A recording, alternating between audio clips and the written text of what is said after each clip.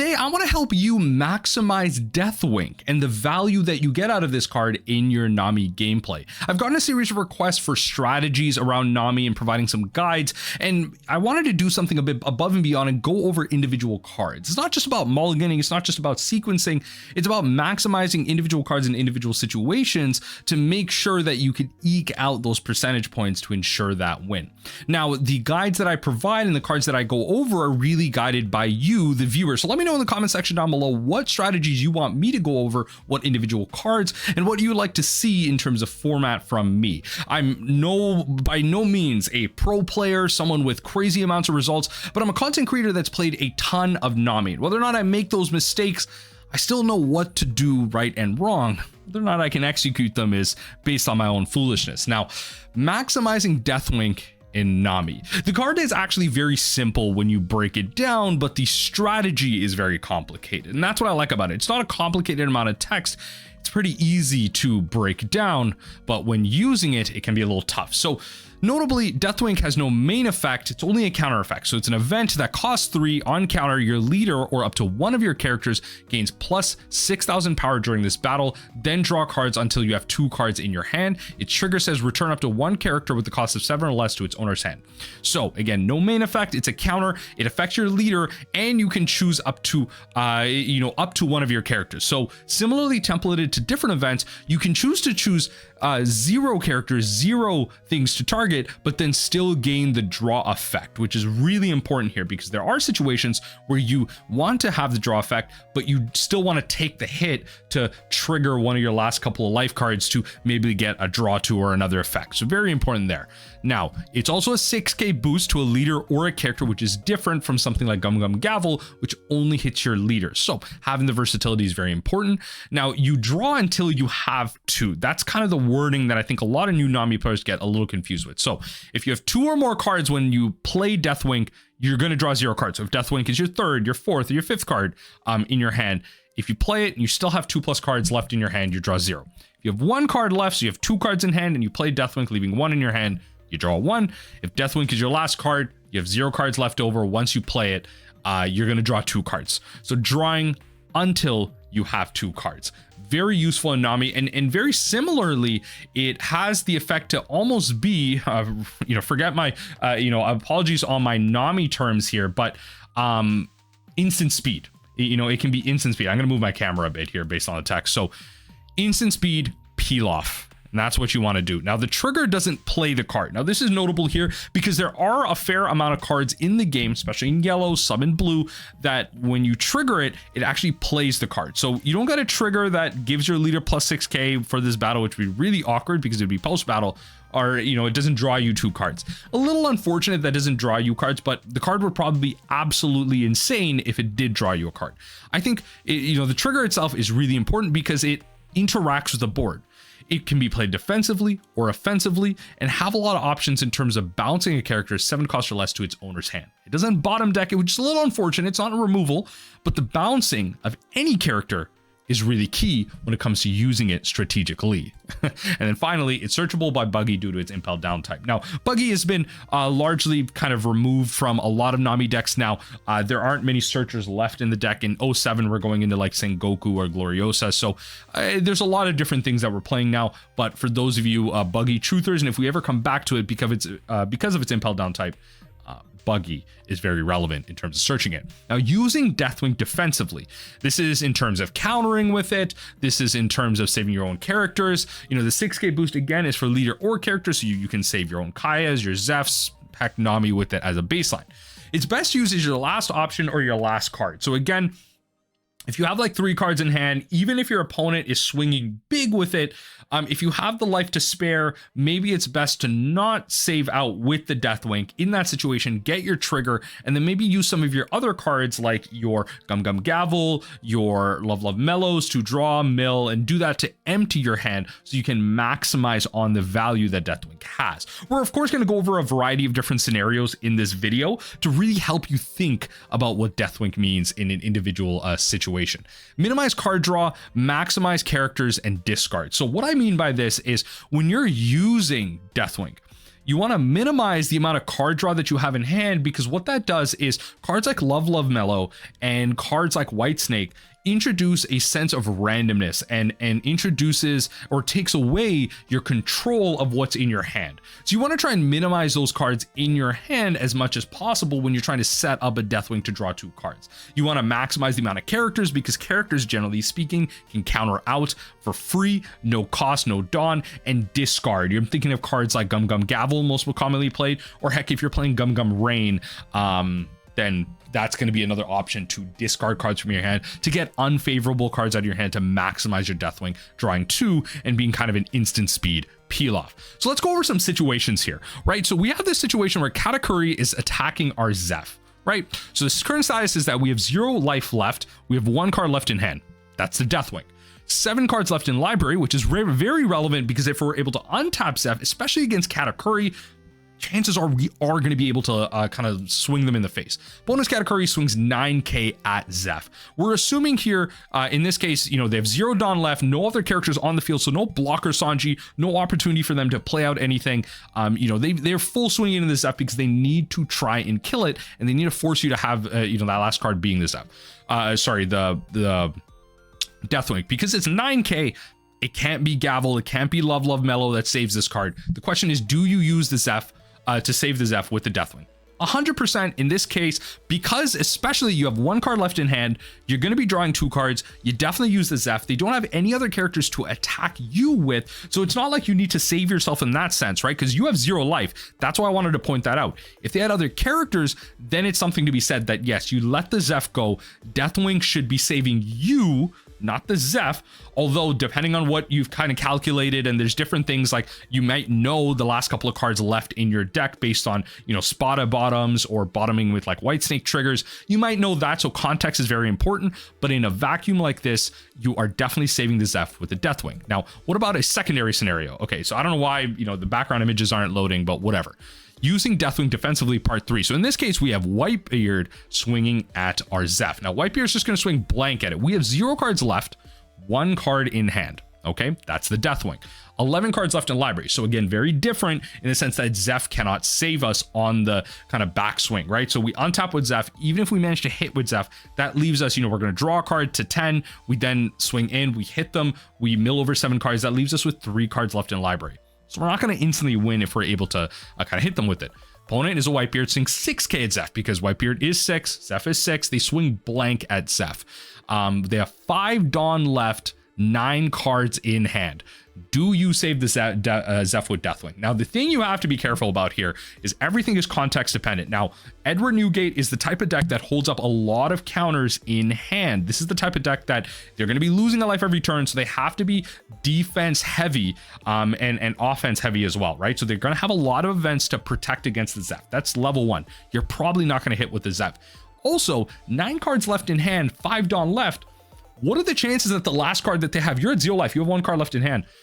What are the chances that they're playing out a Rush Luffy or, any other Rush card like a Rush Zoro or another option that you aren't ready for, that they swing out of nowhere, and all of a sudden, you used your last card in hand to, counter out of the Zeph, but then they play something so big and then you draw these cards that you can't even play, right? I'm not even mentioning the amount of Dawn that you have left in hand. This is 5 Dawn and 9 cards left on the opponent's side. I can switch up the scenario and add more specifics, but you see how things start to get really complicated in terms of the things you're considering. So in this case, you actually would not save the Zeph. You let that go. You force them to use the Dawn to play out their other characters or play defensively, whatever it might be. And then you use the Deathwing, you untap, go to 10 cards, and you just kind of play from there. You hope that last card is something that you can play. You hope it's not like a Gavel. At least now, if it's an Impel Down, you can just play it out and then empty out your hand. You Deathwing can take it from there. And you just hope that these are cards that you can take advantage of on your turn or on the next combat. In this case, again, you would not save the Zeph. Now that's using Deathwing defensively. What about the concept of hand management? So, we talked about how we want to minimize the amount of card draw in our hand and minimize the amount of things that introduce randomness, maximize characters, maximize discard. How do we kind of further develop into that? So you draw until you have 2. Again, if you have 2+ cards, you draw 0. If you have 1 card, you draw 1. If you have 0 cards when you play this, you draw 2. It's best used as a last option and is your last card. You want to minimize card draw, maximize characters, and discard. Again, reiterating some of these points that I've already gone into. So let's talk about some specific scenarios around Deathwing. Specifically, in this scenario, where the current status is that in a vacuum, we are resolving the Kaya. So we've played the Kaya. This is our 6th Dawn turn. We have 5 Dawn left because we used 1 to play the Kaya. We have drawn 2 cards, and this is our current hand. We have to discard 2 cards. Now, we have 5 Dawn left. That means that we probably want to use Deathwing, right? In this situation, I want to probably use Deathwing. That means out of those 5 Dawn, 3 of those are quote unquote accounted for. I have 2 Dawn left. What are the cards that you would discard? And I honestly take a pause in the video and really think about this from a vacuum. In my opinion, the cards that you discard here are Whitesnake and Mr. One, right? Whitesnake and Mr. One. Right? Because in a lot of cases, what's going to happen here is that you want to maximize the amount of Dawn that you have left, right? So in this case, what you can do is with the Kaya out on the field, I'm thinking that in a vacuum, there might be a scenario where my opponent bounces a card like the Kaya back to my hand. In which case with 5 Dawn, I want to gavel the Kaya away. Then I still have 1 Dawn to rubber band. That's 3 cards milled. Then I can Deathwing. Right? I've gone through now 5 cards in my hand, maximizing the 5 Dawn. Another scenario you could go with is actually dropping the rubber band and the Whitesnake to maximize the amount of characters so that you can gavel the Mr. One away. Then you can Deathwink, right? To then leave yourself up 1 Dawn to potentially play another event that you have drawn with the Deathwink. That's another option as well. There's a couple of different scenarios here, but largely speaking, you want to drop the Whitesnake because A, you just don't have the amount of Dawn to pay for it, and B, it's just not going to guarantee that you draw a character. You want to try and lose something with the Gum Gum Gavel. You're going to lose the Whitesnake anyway. You're probably not going to play it. Just drop it. It's not worth it. Right? It's generally not worth it. Let's go into another situation here where, Deathwing hand management part 3, same situation where we're resolving a Kaya, but we have a lot more Dawn. So we have 10 Dawn, 9 Dawn left because we played the Kaya, we're resolving the Kaya now. So in this case, we actually want to resolve the Mr. One and the rubber band. We want to discard the Mr. One and the rubber band. Why? Because now that we have a lot more Dawn, we want to actually draw cards. We have enough Dawn to then draw into more cards. We can draw 1 card with the Whitesnake, Gum Gum Gavel that card away, and then Deathwing, right? We want to maximize the ability to go through our deck and receive the information we have. We could obviously lose the rubber band and the Whitesnake, but then that only leaves us the amount of Dawn to only use Gavel and Deathwink. That doesn't maximize on what we can counter out of. Whitesnake, obviously being really nice to Nami right now, gives you a permanent 1k boost for the rest of the battle, especially against aggro decks like Whitebeard, against aggro decks like Zoro, RP Law. A permanent 1k boost is going to be really valuable to you, so having that is great, and it also replaces itself, which is really important for the Gum Gum Gavel because you want something left over to discard to it. Right? If you do that with any other card, if you leave the Mr. One, if you leave the rubber band, you don't leave a card over. You pretty much have to get rid of that card with the Gum Gum Gavel. So when you have more Dawn up, you have more ability to cast things, leave the Whitesnake. In the previous scenario, we had less Dawn.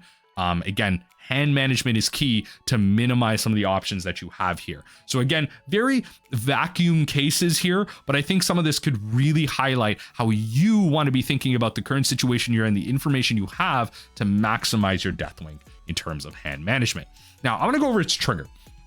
I think its trigger is probably one of its most complicated parts because maximizing on card draw is, I think, something that a lot of Nami players get used to pretty quick, right? Because when it comes to it, you want to get to 0 cards in deck, 0 cards in library, whether that be milling cards, drawing cards, pretty rudimentary skill in Nami. But when it comes to maximizing on your triggers, Deathwink is really interesting because in a lot of cases, we have a lot of triggers that draw us cards like Impel Down, Desert Spada, the Sanji's Peel Off, but Deathwink doesn't draw us any cards. It's an interactive trigger.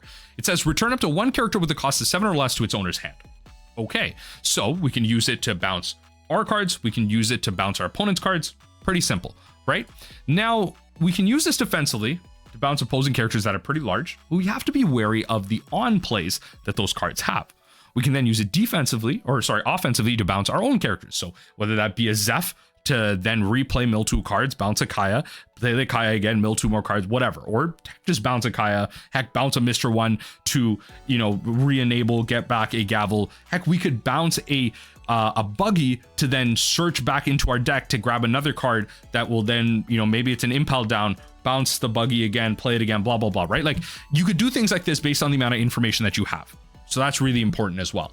Understanding the context of the situation you're in to bounce your own characters versus your opponent's defensively, also based on the amount of life you have. Do you use it or place it into your hand for card draw as well? That's another thing to consider. You don't have to use the trigger offensively or defensively. In situations you would rather maybe have it in your hand because you have nothing to bounce on your field. The cards that your opponent have are all swung out, so you don't need to bounce anything defensively, or you just don't see the value because they're going to play the card again and the on play is actually pretty detrimental. So you don't want to bounce anything because again, Deathwink doesn't bottom deck, it bounces to hand. So maybe you want to play it in your hand. So we're going to go over a couple of situations here that can go pretty in depth. So in this situation, Deathwink and its triggers, this is the current board state. Sakazuki is swinging in. The Rob Lucci is already swung in. We have an active Kaya. We have a Nami as well. Borso has yet to attack. Borsolino, the 7-cost Borsolino is yet to attack. It has an on play that bounces a 4-cost or less card to the bottom. Not bounces, sorry, tucks to the bottom. Okay, so we have 0 life, 3 cards in hand. Okay, so that's important. 5 Dawn up, 10 cards in deck. Okay, it's not like we're gonna win. We have 3 cards in hand. They've swung in with this Sakazuki. The Sakazuki has essentially hit us, and Deathwink is our trigger. Okay, that's just, so in all these scenarios, the Sakazuki has hit us, and Deathwink is our trigger. Okay, so opponent is at 4 life. You know, it's not like we're gonna go for combat or anything like that. 3 cards in hand. So thinking about the type of things that Sakazuki can play against you, and 3 Dawn up. Okay, so at this case, you know, it's not like they're going to be playing another Rob Lucci to get rid of your Kaya. You know, they can't replay the Borsolino if you bounce it. The best they can do is probably like Ama Murakami, like the thing that bottom decks. They could play a brand new, whatever it might be. They could attach 3 Dawn to the Borsolino and attack you for 11k, which is exactly Deathwink, by the way. So that's why that's relevant. Now, in this case, if the Deathwink is the current board state, if the Deathwink is your trigger, I would actually highly recommend, you know, with 0 cards left, I think it's pretty obvious you would just bounce the Borsolino.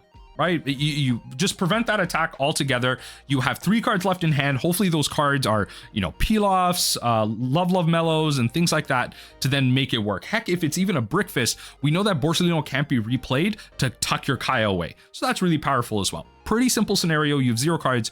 You're going to bounce a Borsolino back to their hand. Force them to make more decisions there and try and get something out of this 3 Dawn. Okay. Scenario number 2. So this one's going to be a little bit different. We're going to change around some of the variables. Similar board state. The Sakazuki swung in, triggered the Deathwink. We have to make a decision of putting it in our hand, bouncing something defensively or offensively. So we have 2 life now. Okay, we have a little bit more to work with. We have some give and take, and this is 2 life after the Deathwink. The Deathwink was our 3rd life. 0 cards in hand.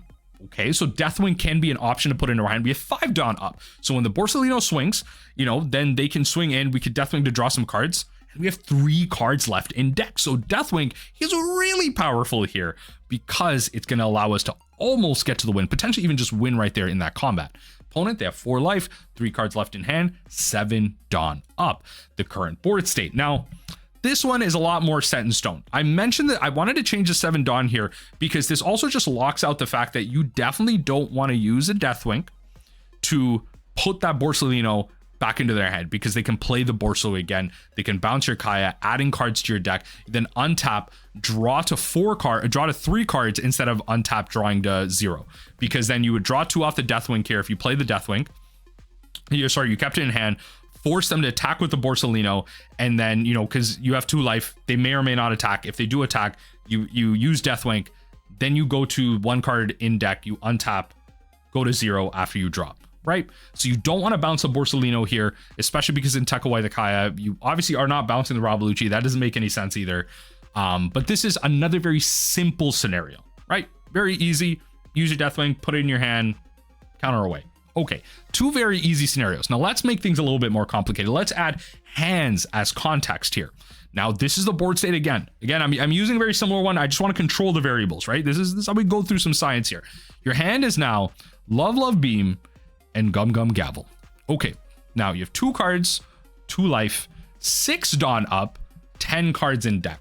Now, where that's relevant is if you put the Deathwink into your hand, the way you play this hand out is one of the classic Nami combos to go through 5 cards in your deck. You Love Beam, which draws you a card for 2. Then you Gum Gavel, then discard the card you drew off the beam. Now that's 3 cards you've gone through. You've drawn 1 and you've milled 2 off the gavel. That leaves you 3 Dawn left to Deathwink with 0 cards in hand to draw 2 cards. That is 5 cards that you've gone through with 6 Dawn. Pretty good exchange. So again, another important scenario with that 6 Dawn up, and those are your 2 cards.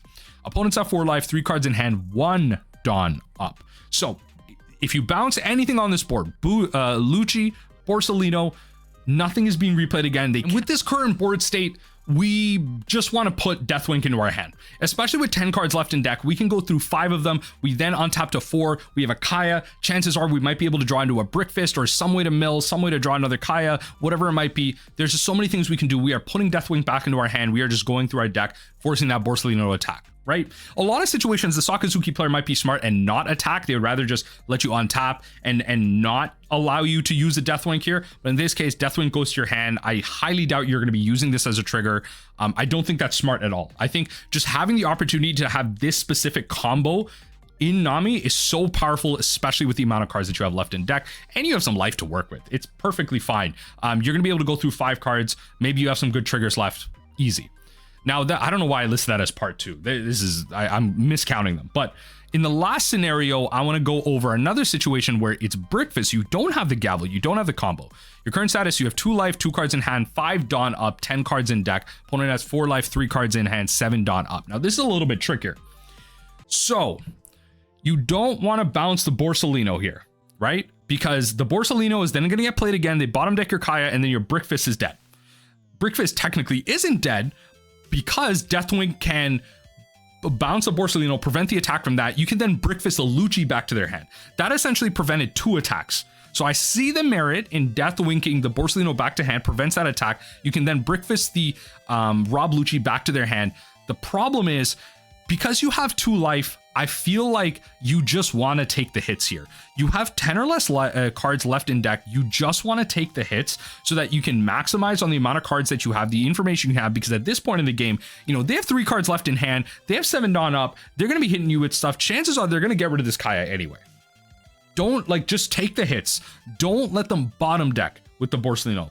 Force them to use a Rob Lucci or another card or something else and take the hits from the Borsellino to maximize the amount of cards in your hand, get some peel off triggers, get some impel triggers, get some spotted triggers, and do that. Put the Deathwink into your hand. Maybe you draw a Gavel, maybe you draw a Gum Rain, that maybe you draw something that can discard cards in your hand, like a Mishra one to get a Gavel back, another Kaya to discard cards in your hand to maximize with some of the hand stuff that we were talking about earlier. Take the hit, put the Deathwink in your hand, although I do see the merit in bouncing the Borsellino.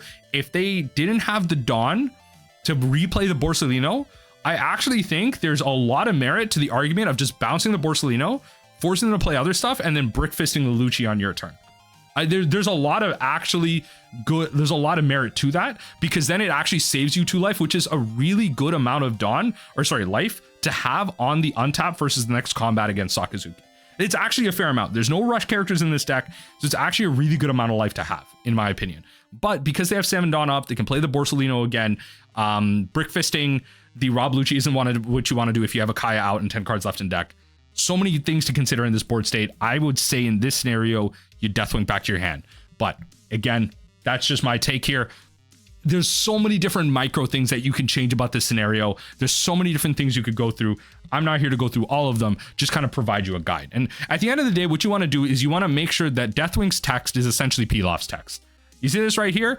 Draw 2 cards. And then, you know, the trigger, whatever, that's a bit of a meme here. I didn't crop that whole thing out, but you want it so Deathwink, as much as possible, is drawing you 2 cards. Now, obviously, there's situations where this may be to a fault. You don't want to force your hand to be terribly bad, but everything in Nami is situation to situation, leader to leader, amount of cards you have in hand, the amount of cards you have in deck, the amount of life you have, everything is so situational. Let's go ahead and end this video off. Let me know what you think about the Deathwink guide. Again, let me know what you want in terms of format, more discussions you want me to have. Let me know if you want me to do a part 2 to Deathwink. Maybe there's some things I missed. Let me know in the comment section down below. And of course, Let me know what cards you want me to discuss next. Let me know if you want me to go over Love Mellow, the intricacies of Spada, Gavel, heck, how to use Peel Off and when, you know, all that type of stuff. Let me know what you want to hear. I'd love to do more Nami guides. These are really fun to do, and I'm really happy to kind of provide that education to a lot of you newer, heck, even more experienced Nami players, to provide you even a tip or two to really maximize your Nami gameplay, especially going into meta where we're gonna have a lot of trouble if RP Law is gonna be all over the metagame. And I think, you know, just coming together as a collective Nami group and just kind of maximizing on how we can use our cards, just going to be the best for us as a collective. So leave a like on the video, share it, put on that ring, that bell notification for future videos. And I'd love to see you here, Nami gang.